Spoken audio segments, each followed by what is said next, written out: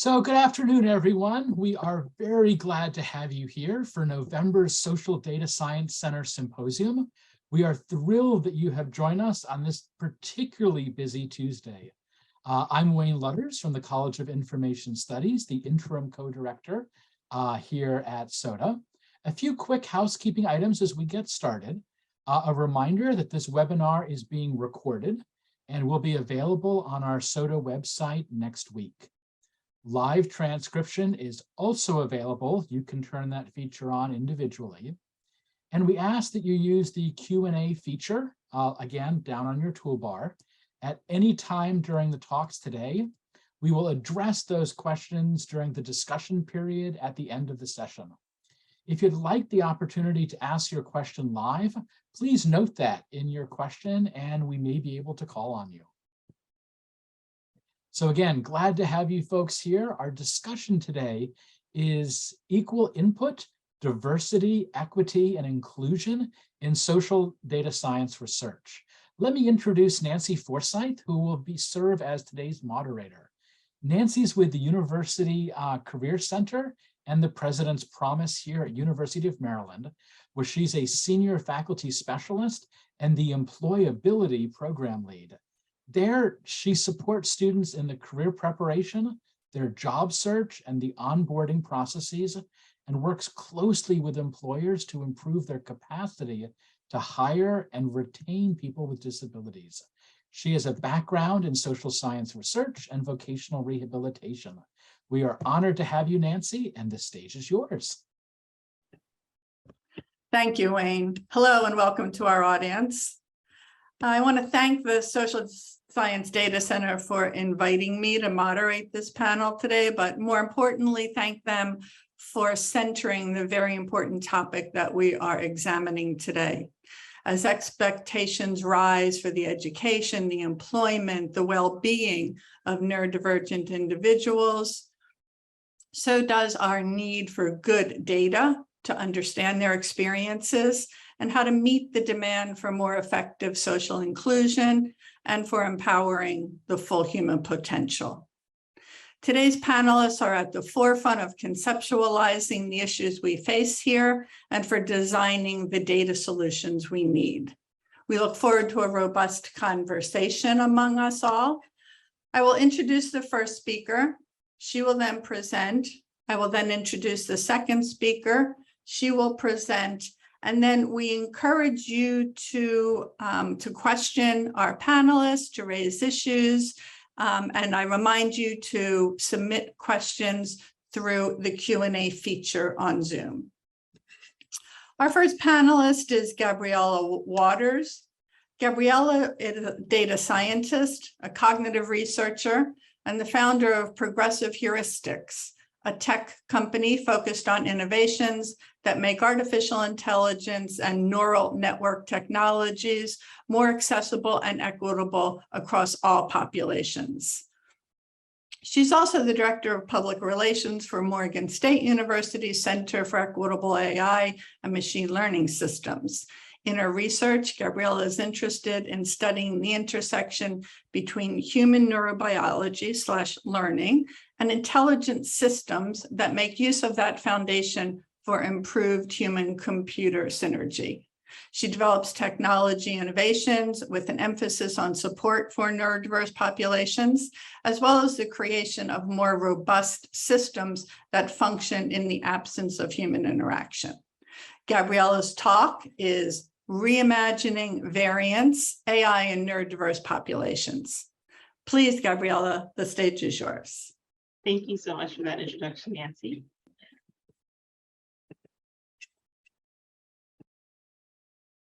I'm going to hopefully share my screen and everything will be fine. All right, so I wanted to start off with my involvement with Morgan State University's Center for Equitable Artificial Intelligence and Machine Learning Systems. And I feel like it's important to begin there because I'm also a researcher there as well as the director of public relations. And to frame that and why it's important, I feel it's a little bit responsible for me to kind of introduce you to the center to start with.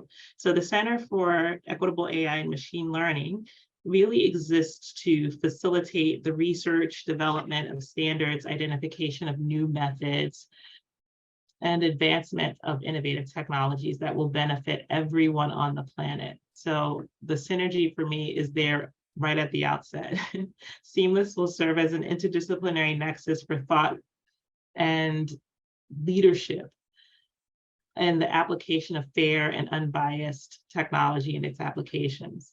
And the center remains rooted in that scholarly stewardship to cultivate the next generation of students at all levels, as well as lifelong learners across industries and areas of study. And I think that's an important thing to really note about what SEAMLS does. Here's a little bit on SEAMLS's mission and the areas that we kind of conduct research in. And our focus in research is in improving transparency and articulating purpose in your AI models or any AI models, including fairness as an optimization objective, developing new tools and techniques for detecting bias and reducing the disparate impact caused, and developing adversarial tools to stress test models. You can see that the center fulfills that mission through these 4 areas that we have marked as goals.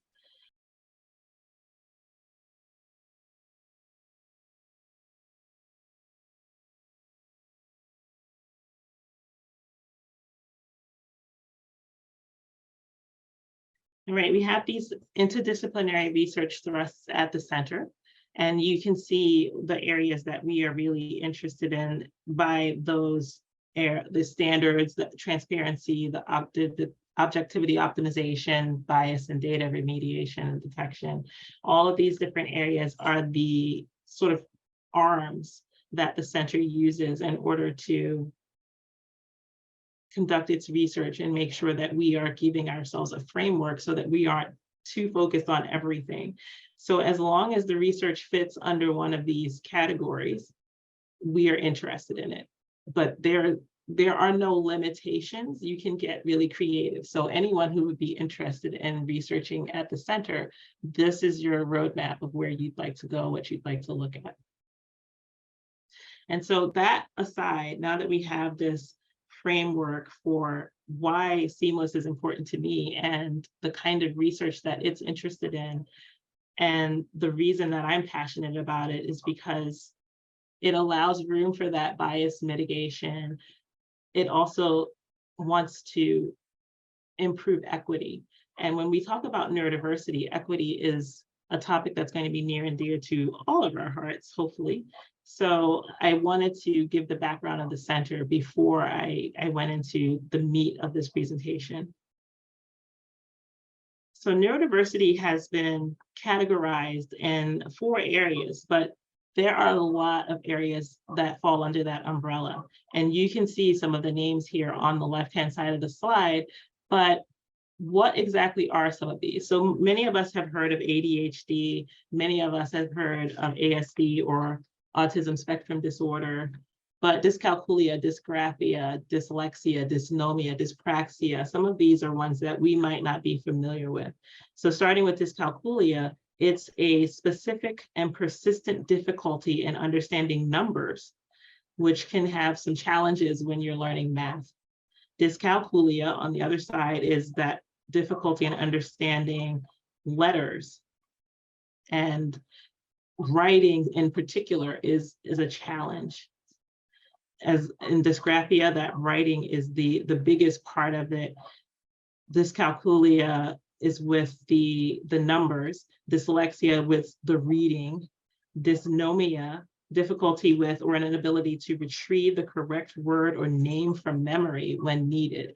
So a lot of us may feel that's like a common thing as we get older when we have that difficulty, but with people with dysnomia, they have that always. It's not a thing that degrades over time. It's present at all times. And it's a challenge sometimes to communicate. Dyspraxia, or also known as apraxia, is a childhood developmental disorder that is marked by clumsiness or, a lot of little accidental movements in otherwise healthy individuals. We know about intellectual disabilities.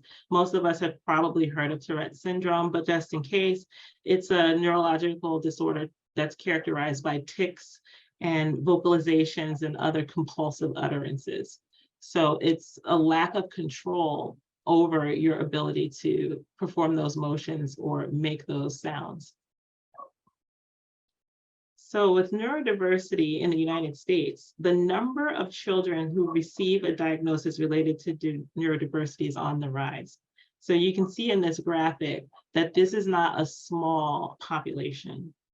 As we evolve our assessments, many adults are now receiving diagnoses later in life using methods that weren't available when they were younger. As this population continues to grow, we must expand our understanding while improving our technological systems and capacity. Now, just look at this number for a moment and understand that in 18 years, the number of 8-year-olds, only 8-year-olds diagnosed with autism alone increased 150%. So we're not talking about isolated incidents or things like that. Neurodiversity is a part of life, and we need to look at it in that way. A lot of the conversation around neurodiversity is usually centered around children, but these children actually grow up and live lives beyond school, and it can be very easy to overlook this adult population and how they are affected as they navigate life, from employment to making friends and more. So when we look at percentages and we hear 2%, 3%, and we think, oh, that's such a small number. But when you consider the population of just the United States alone, we're talking about almost 10 million people. And that's a significant number.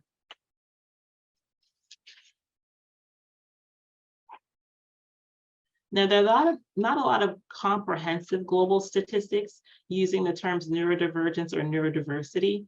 Conditions are typically specified, and the statistics are usually based on individual presentations, and that's where the research goes and is fleshed out. So we're talking about one kind of diagnosis. So it could be ADHD, it could be autism. It's very rare to get numbers for the entire world from participating countries to tell us overall what kinds of neurodiversity we see. And so we have sort of piecemeal bits and pieces of data that tell us about what is going on in different countries. Even in the absence of all this extra data that we would love to have on neurovariance, the number of people in this population is significant. 5 to 10% of the global population has dyslexia. So out of the 7 billion people on Earth, 5 to 10% have dyslexia. And if we were able to capture all the information on all of the neurodiverse presentations, the number of people on the planet who are living with a particular diagnosis is a large number.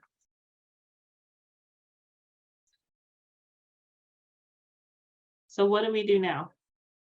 According to the Centers for Disease Control, by the age of 25, many neurodiverse children will age out of the systems that provided them with the therapies that they needed to adjust to our neurotypical world. In the United States, about 50,000 children per year will age out of the system. So if we consider the unemployment rate for those with neurodiversity is almost 30 to 40%, and that's 3 times the rate for people with a disability, and 8 times the rate for people without disabilities, we have to start looking at how we can support this population. And my passion is finding that intersection between technology and humans so that we can bridge these gaps. With technology in mind, how are we able to leverage artificial intelligence for neurodiverse populations? Artificial intelligence is really, really good at making predictions, analyzing a lot of data, and it has the potential for individualized adaptation based on the needs, making it really, really ideal as a form of assistive technology. So many of the current technologies and methodologies do not grow with the person using them. What happens is you get something and it's really good for a certain age range. And then once you have mastered those skills or you've become accustomed to those skills, it doesn't progress you. It doesn't allow you to move on. It's kind of static. And artificial intelligence, machine learning models of that kind, they can grow with you. They adapt with you. They change. They are plastic, and in the same ways that the human brain can be plastic. And they are learning and building on things that have come before. And so that can help prevent users from aging out of the supports that they might still need. And so when we look at how we can support people with neurodiversity, we need to look at how we can apply these technological solutions. And the first thing to do is look at the benefits of them, look at where they can fill in some of these gaps. And so these are the strengths of this kind of technology that you see on the screen that would be useful even for those who are atypical. Being able to have something that's more customized, personalized, individualized is always going to be more of a better fit than something that's cookie cutter and not necessarily made for your particular needs. So when we are looking at this, how can we be more inclusive? We all have a role to play as data scientists in ensuring that the systems we support are inclusive and equitable. This begins with the data that we provide and analyze. AI models are usually trained on the data sets that we are giving to the developers. We must serve as the first line of inclusivity, equity, and bias mitigation. So there are some ways that we can do that, and we see that on the screen. We make sure the data sets are inclusive. It's really easy to overlook this population when you are collecting data for, let's say, a customer base or for people who are potential research subjects. You want to include people with neurodiversity, and you also want to include people with neurodiversity as part of the development process. There are lots of ways to tap into the talents that are there that are naturally, beneficial in the development world for artificial intelligence, technology, things of that nature. And then you have to speak up. So you have to make sure that you're bringing that into the table and making sure that that's a part of the process and a part of the overall goal. It's always a good time to make sure you're scanning to see who's in the room and who's not in the room. So considering neurodiverse populations when we are visualizing data. In the book, The Data Famine Autism, A Match Made in Data, author Adam Miko explains that data visualization provides options and context that is typically missing from paragraphs or tables, while allowing the user to find their own way with data. Taking how data can be consumed is a larger part of the conversation on how data can be displayed and how interfaces are designed. So I'm giving you some examples of some things that we kind of take for granted, but we have to start thinking about these in order to make neurodiversity a part of the conversation. We have to think about how we are displaying the data, if what we're displaying is really important, and visualize who all would be consuming what we are putting out. People with neurodiversity can be very focused and can be extremely good at pattern recognition. So when we consider that, even when designing dashboards, we have to consider if they're accessible to a large population. So to prevent overwhelming or distracting those with neurodiversity, you look for qualities of good design, and those are intuitive, accessible, unobtrusive, things like that. And that's from the book Data Hunter from Hunter Hansen, and he explains that those qualities are things that you're looking for. And instead, you're looking for something that's not cluttered, but you want clear, consistent, and concise. So this last image is a good example of this. Looks appealing to certain audiences, but for people with neurodiversity, this could be way too much. This could be very overwhelming. And so you want to pare down to what's essential. You can make your interfaces look nice and work well, without having too much going on so that we lose the focus of some of the parts of our population. So what else can we do as data scientists? We need to, as I said before, look up and see who's missing. There are so many opportunities to add additional voices, viewpoints, and experiences, but are we looking for those opportunities? In data science, in research, it's so easy to just keep your head down and look at what's directly in front of you.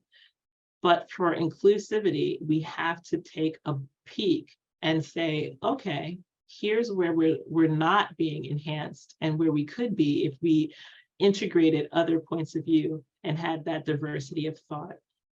So if you are wondering, is there room for other voices and viewpoints? The answer will always be yes. There are a number of ways to capitalize on the unique skill sets of those in the neurodiverse population while you create and adapt technologies that are more accessible. It's easiest to reach out to the population directly instead of speculating or deciding what's best on their behalf. So we have a habit of thinking we know what's best, when the reality is a lot of people with neurodiversity are perfectly capable of advocating for themselves.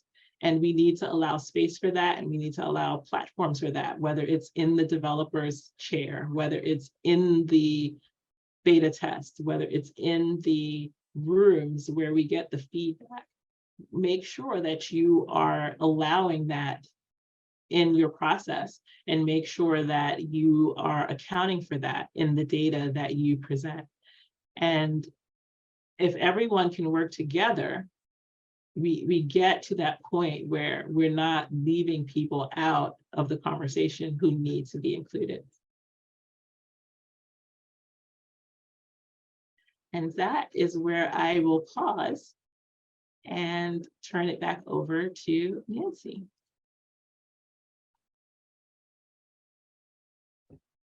Well, great. Thank you, Gabrielle. I look forward to the conversation about your talk. But now let me introduce Jhillika Kumar, who is our next presenter. Jhillika is the founder and the CEO of Mentra, which she will explain in her presentation. She's a graduate of Georgia Tech and an honorary degree recipient. And she previously was the keynote speaker for neurodiversity empowerment at the Grace Hopper Conference. Her experiences as a sister of a non-speaking autistic individual served as a catalyst for Jhillika to found Mentra at the Georgia Institute of Technology to search for a solution to the need to empower those who society often overlooks. Jhillika, please.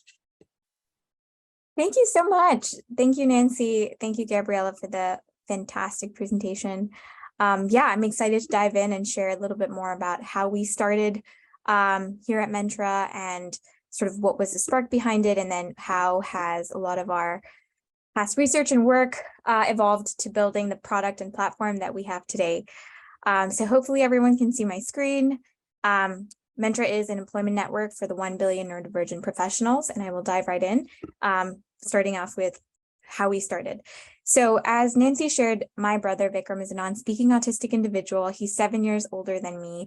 For most of his life, he was unable to reliably communicate. And my family and I sort of assumed that, and society really presumed that his competence was that of maybe a 3-year-old based on his external behavior. And then at the age of 27, I was doing research at the School for Interactive Computing with Professor Gregory Aboud, and discovered this entirely new field in technology and therapy called spelling to communicate and rapid prompting method. And it was basically assuming that the autistic individual is, fully cognitively competent. We're not teaching the ABCs all over again, but instead we're assuming that the individual is able to answer every question we ask, and it's merely sort of that brain-body disconnect, as Gabriella talked about with apraxia, that prevents the individual from sort of controlling their body and being able to type.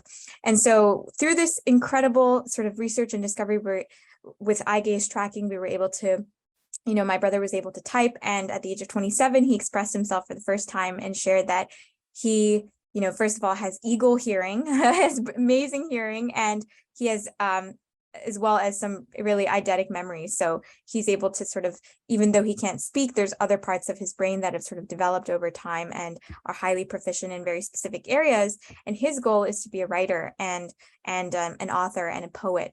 And so that's sort of, what sparked my personal interest in realizing that, wow, there's so many individuals that go overlooked oftentimes in society because there aren't accessible enough tools built for this community to really understand and communicate in a way that,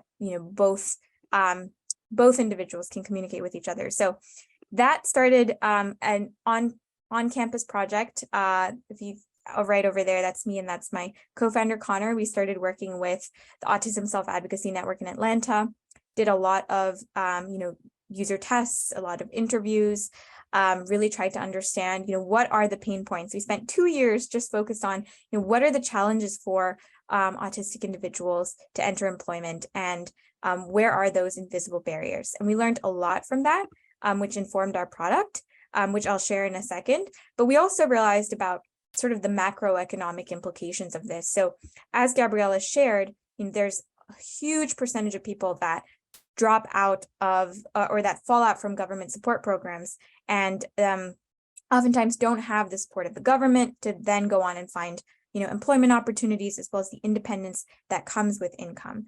And so we realized, while there's so much, a huge focus on early intervention, what about those folks who have already aged out above the age of 22, who don't have, or are likely parent dependent, who are likely, underemployed or unemployed entirely. And we realized that, that's a huge, this problem is huge because there's 1 billion people worldwide who are neurodivergent. We said, 10% of the global population is dyslexic, and that falls under the neurodiversity umbrella. There's also ADHD, autism, dysgraphia, dyslexia, epilepsy, so many others. And some of the greatest innovators of our time, from Greta Thunberg to Albert Einstein to Alan Turing to Steve Jobs, have, are neurodivergent themselves, and, have really significantly impacted all of our realities with their inventions, and also credit a lot of their success to the ecosystem and the partners that they had that were able to lift them up, to help them sort of tap into their fullest potential.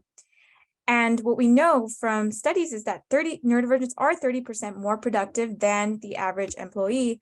However, they are sort of 80% under and unemployed. And we know they bring, when brought into the right environments, have a vast array of skill sets like innovation, empathy, resilience, process-oriented thinking, memory, loyalty, an understanding of the diversity of the human population when they're designing products. And, everyone is different. So everyone really, because of just the cognitive diversity of this population, there's just so many strengths that this community sort of brings into the world, and especially into the workforce. And so our goal is to really, with that 80% underemployment rate, is to change that reality. And what we're building at Mentra is basically a LinkedIn for the neurodiverse community. So what that means is that we're this neurodiversity employment network that does three main things. So first, we really uncover for employers neurodivergent talent by really centralizing this community in one place. There's a lot of discussion around disclosure when it gets to an interview, how to ask someone for meaningful accommodations. Mentra really demystifies that process. Every job seeker on Mentra is neurodivergent, and employers know exactly where to go to tap into that talent. From the job seeker side, Mentra matches neurodivergence with job opportunities or upskilling or training opportunities that we're actively building out on the platform. And finally, Mentra centralizes that service provider ecosystem of the partners, the job coaches, the voc rehab that are really play a key role in this ecosystem model. So speaking of the ecosystem model, how did we go about deriving this technology, and what were the findings that we had from that 2 years of work that we did at Georgia Tech? Well, we realized that when it comes to the neurodivergent job seeker, there's sort of, it's not just them when they're going and looking out for employment. They're not just applying to hundreds of, even thousands of jobs sometimes, which is a very common reality, but they also have this entire ecosystem around them of support services, from advocacy groups to universities to job coaches to voc rehab. So we were sort of interacting with all of these stakeholders to understand, where are the pain points. And then in our second year, we worked with companies. So Microsoft is one of our biggest mentors and allies. We worked with them under their Microsoft AI for Accessibility grant. We also worked with JP Morgan, NetApp, a whole bunch of organizations that are at different stages in the process of hiring neurodivergents to really understand, what is preventing this community from entering the workforce? Where are the challenges? And we realized actually a large part of that is in the data that's being collected today. So a lot of employment services like the LinkedIns and the Indeeds are built, for neurotypicals, by neurotypical populations, and oftentimes don't factor in a lot of the variety of factors that make an important job match and make or break a job fit for this community. So what did we learn? Here were our main findings. We sort of divided it into these 4 steps of when you're looking for a job, you're searching for the job, you're applying for the job, you're interviewing, and then you're actually working at the job. So when it comes to searching, folks have said they have no idea what jobs to even go on Google and search for that actually utilize all of their skill sets, right? It's like you have to kind of know exactly what occupation you're looking at and kind of Google it and figure out what jobs are out there.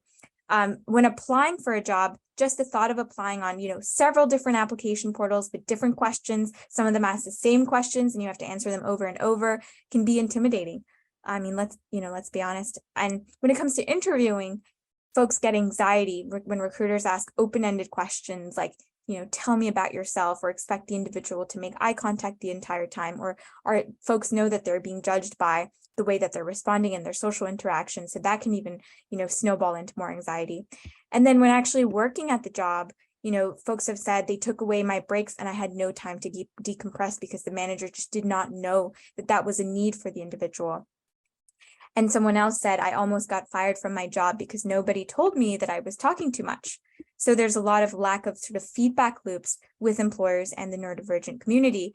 And so we realized there needs to be this translation layer that exists between the employer and the neurodivergent candidate, especially because neurodiversity is, up and coming, it's a new field and folks are just learning about it, especially if they have no previous sort of ties to neurodiversity.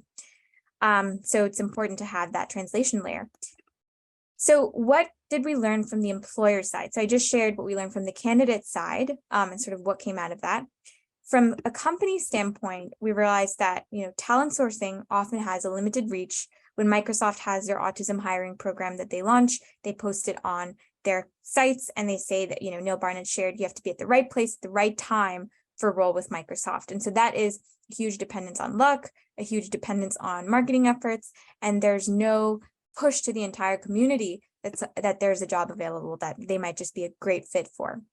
Then when it comes to applying for the job, there's, intensive screening required. Companies like EY have, senior level folks sitting on calls with folks, trying to understand the neurodivergent needs, trying to screen individuals.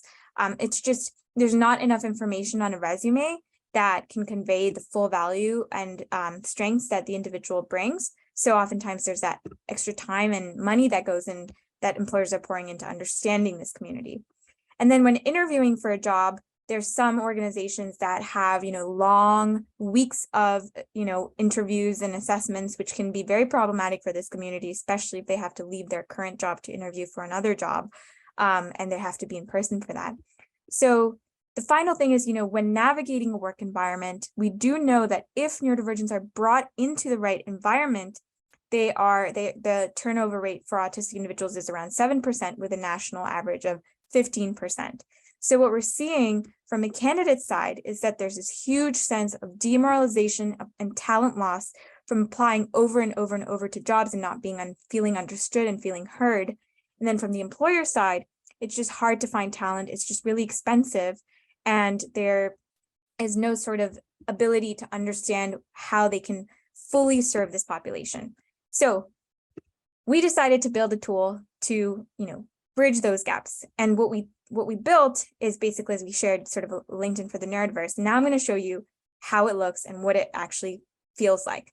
I will say that we've tried to make it as gamified as possible. And we've really tried to, in our research, really understand, do a lot of user testing to make a really fun experience.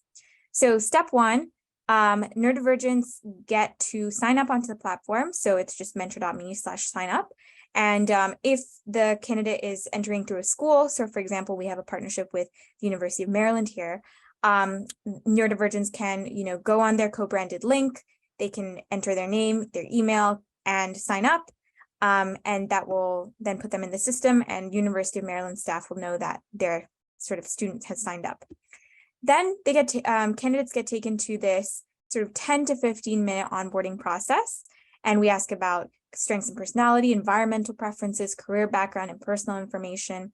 And that's really where the data goes a lot deeper that we're trying to understand. So we're not just looking at, education and work experiences, which is what a typical resume says, but we're going a whole lot deeper to understand, what are the sensory preferences the individual has? What are their inclusion essentials and accommodations? What is their career background? What kinds of fields are they passionate about? And then we generate automatically this Mentra profile. So what this is it's basically like this next generation of resumes that we believe really encompasses so much more than a typical resume by going into those, technical skills, attaching video resumes that showcase work samples, allowing for your work to speak for itself. When you've done past portfolio projects or have videos. And then this section is the inclusion essentials, where we go into what are that individual's environmental preferences. We also have a dashboard. So as soon as folks build their profile, sign up, they get access to this whole fun and curated dashboard. We're sort of taking folks on their career adventure. So it's no longer this demoralizing process of applying to hundreds of jobs, but instead we've built sort of this roadmap that folks can take. So, are they ready for a job or not? And if they aren't ready, we have action items that they can take. Maybe they have to add more information to their profile. Maybe they could take a skills course that could help them level up in the specific job that they want to go into. Maybe there's a soft skills or executive functioning course that they could take in order to be job ready to work in, let's say, a corporate environment. And then we also have, all the jobs on the platform. So what we're doing from an AI perspective is candidates can sort of, kind of like swiping right and swiping left. They can say, do I like this job? Does this align with my interests, or do I not like this job? And that actually helps us, our data science team, to learn from, what does a candidate prefer? What types of jobs are they best suited for? And why are they best suited for those jobs? And how can we make better matches over time that are tailored to the strengths of the individual? And then we also, since we are an employment network and there is that, social network aspect of it as well, we're building out this community called the Mentraverse. And it's basically a place where neurodivergents can, share articles, they can speak in panel events, and we're kind of trying to bring to light the advocates in the community and create, a real online community of neurodivergents that are coming together for the first time on a platform that's built and designed for them and by them, by the neurodivergent community, and really kind of harness the strengths of their unique needs. And then we also have a referral system on the left here that kind of folks can refer friends and win sensory gadgets and fidget toys, devices as they invite more folks. So the platform is available. It's live today for neurodivergent job seekers. And it's also, we just recently launched because we are so young. We're actually, we're 6 months old, basically, in terms of our age as a startup. And so we've just recently launched this employer feature as well that's now available to companies across a wide range of different roles. I will share some of the companies we are working with today, include, Audicon, Wells Fargo, Ernst & Young, the Precisionists. We're working with the Cybersecurity Agency and the government, CESA, as well as semiconductor companies like Analog Devices. We've recently just had Allbirds sign up, as well as a few different restaurants and coffee shops around the country as well. So we're really, really focused on this diverse range of companies because we realize that neurodivergence, yes, there's a lot of neurodivergents that have, pattern-oriented thinking and might be great at tech. And so let's match them with tech jobs. But also, what about the 53% that are in the creative fields that are interested in going into healthcare or finance or design? So that's why we're partnering with companies like Disney, as well as Anthem Blue Cross Blue Shield, and even 23andMe for folks interested in biotech, to really match folks with a wide variety of jobs that represents the diversity of the spectrum of neurodivergence. And, as you can see here, it's sort of this ecosystem diagram that continues across a wide range of these different industries. So just going into sort of how this actually works for those companies and how they use the tool, this is sort of how we've built it out. So you can meet with the Mentra team, you can sign up as an employer. This features, self-serve. So if you're a company and you're looking to hire neurodivergence, you can just go on to Mentra and sign up as a company. We'll immediately take you to create your job posting. Now, when you go onto your job posting as an organization, you might see some questions here that you don't usually see on a career matching site. And that's because, we've refined these questions to be very particular to this community, like what environments would the individual be around? What kinds of team scenarios would be most present for this type of a role? Would they be working independently or in teams? Would they have to work in a fast-paced environment, or is it more structured and slower paced? So we do ask those kinds of questions to go deeper into the job. And we're saying that in order to find the best match possible, we're encouraging recruiters to partake in this more accessible process that is also built to be cognitively accessible for the neurodivergent community. And then we have our AI model on the back end that matches candidates with jobs. And how that works and sort of what data we're looking at, just as an example, we look at, someone's neuroexceptional strengths that we talked about earlier, or their aptitude. We look at sort of what accommodations would be the best fit there. We look at work samples, past projects that they've done. So even if they don't have, even if they didn't go to school or didn't go to college necessarily, how can we showcase someone's talents and values in a non-traditional format? And then, of course, those environmental preferences and skills, as well as what is the individual really passionate about, and we go deeper into that in our sort of onboarding process. So those are some of the data points that we're collecting. And what we do on sort of the back end is we're looking at all of these variety of job families or career areas, and we're identifying, if someone said that, they have these types of accommodations or inclusion essentials, if they're interested and passionate about these types of jobs, they have these types of work aptitudes to work in teams and in a fast-paced environment, and they have this interest in going into the biotech field, or et cetera, we're able to narrow it down to a specific type of job. And we're able to match that individual with those job families and continue to recommend roles that would be the best fit. And over time, as we said earlier, we're learning from both the actions of the neurodivergent job seeker as well as the actions of the employer to make the best matches. And so that's sort of where that data science component comes in. And of course, we need a lot of data to make this work. And we need to work with a lot of employers as well to give us this data to merely make it work. But that's exactly the business value we're proposing is, hey, give us a little bit more information on the front end and you'll get a much better match on the back end with higher retention, higher job satisfaction, and higher job fulfillment as well. So once the employer enters in all that information, they get taken to this sort of what we call a job talent pool. And they match with candidates who'd be a good fit for the job. And you can see the percentage match there, which goes deeper into sort of why they're a good fit for the job. And if employers click into, this candidate, they'll basically be taken to their profile, which I shared earlier, which goes over a lot of those, non-traditional ways of demonstrating strengths. Goes into educations and courses that someone might have taken, boot camps they might have gone through. So we're actively partnering with all of those entities to, have folks be upskilled in non-traditional ways, especially for neurodivergents who are often economically marginalized, who might not have the opportunity to go to school or to get an internship or to go have some work experience. So how can they do things that are accessible to them online to demonstrate that same value? And then employers can interview and hire, and the goal is to hire at scale. So we're building a tool that you don't just use to hire 1 or 2 people, or even 5 or 10 people, or even 100 or 200 people. The goal is to make your entire organization neuro-inclusive. And that means that you have an interview process, you have a team, you have everyone who's trained and who understands the unique needs of neurodivergence. And we're collaborating with a lot of different training organizations as well to sort of figure out what are the best practices here for employers and how can we, recommend companies the best candidates, but also make sure that they're, being neuro-inclusive at every step.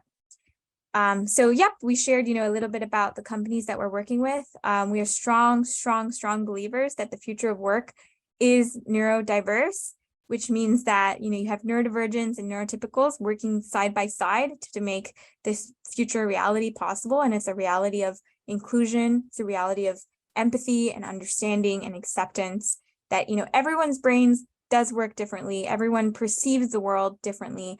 And we should build a society that is tailored to those differences, as opposed to forcing that individual to fit sort of this box or this mold that society wants them to fit in, but rather to embrace the cognitive diversity of the human population. I will say the Mentra team, we are small and we are growing. We are 6 teammates building the solution. And we always have opportunities across our data science team, across our engineering teams, across our design teams. So if there's any interest there, I know there's a lot of students on this call as well. Feel free to reach out and I will share our website, and feel free to follow our LinkedIn page as well. You can just search up Mentra on LinkedIn, and we are always posting, so you can always stay in touch with our progress. But yeah, thank you so much, and happy to answer any questions. I'll pass it back over to Nancy. Great, thanks, Jhillika. As a reminder to our audience, we obviously have 2 very enthusiastic, very involved panelists. Please do put your questions in the Q&A feature at the bottom of your screen in the menu bar. We had one question come in that Gabriella has typed an answer to, but let's raise it because I think it's a question that comes in often. Charles Coleman writes, we autistics dislike person-first language with regard to autism. Autism is integral to our identities, so prefer autistic people and the like. The only person-first expression we use is, quote, on the spectrum. Gabrielle, would you like to speak to that? Sure. So in my response, I indicated that I have heard both versions. And so there are some people who prefer person first, and there are some people who don't prefer person first. And I think this is a good lesson on individuality, because there is no one person that speaks for all, and then there's no all that speaks for the one. And so my approach has been to be sensitive to people individually. And so as I am corrected, I make a note of what each person prefers, and then I refer and defer to that particular method of addressing anyone in any way. And so I was grateful for the opportunity to find out how Charles prefers to approach this. And if we get to meet, I know in our interaction what his preference will be, what will make him comfortable. And I know, for instance, our youngest has autism, and I know his preference, and I make that my approach when I am working with him. And so whether it's different, the same, slightly different, there's room for individuality, and I'm just always going to be sensitive to that on a one-on-one basis. So I will endeavor to continue to be corrected and adjust in every situation as much as possible. Great, thank you, Gabriella. Jhillika, we have a question for you. What are some of the challenges where it would be useful to engage in greater collaboration with universities? Oh, that is a great question.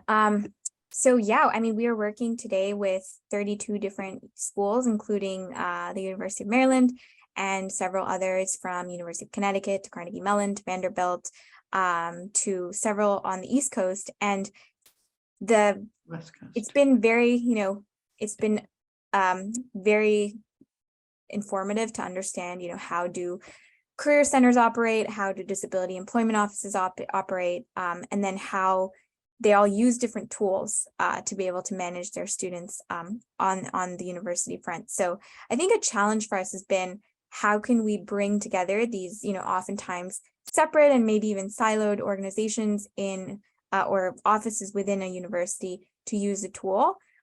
Because oftentimes, career services is dealing with an entire school's population. So how do you keep track of, who are the neurodivergent students, what are their accommodations, what are their needs, how can we match them with a job that they'd be fulfilled by and that also matches with their needs.